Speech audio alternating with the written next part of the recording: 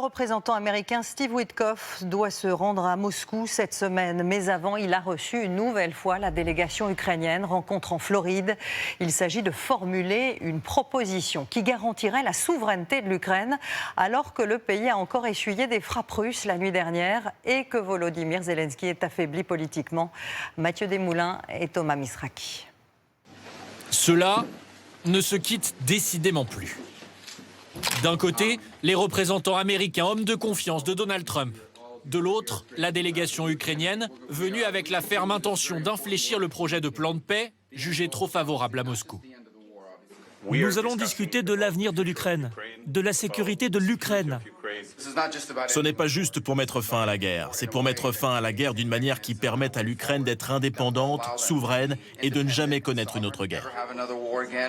La rencontre, la deuxième en une semaine, se tient dans ce golfe, au nord de Miami. Réunion à domicile donc pour des Américains qui veulent endosser la tunique de faiseurs de paix.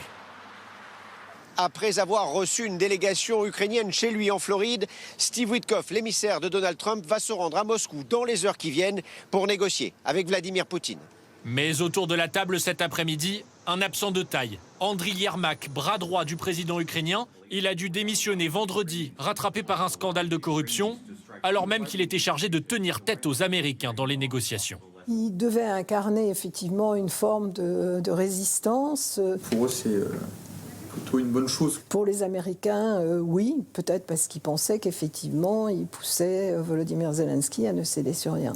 Une crise politique doublée d'une intensification des offensives russes. Encore cette nuit, à Kiev, la capitale, plusieurs quartiers ont été touchés.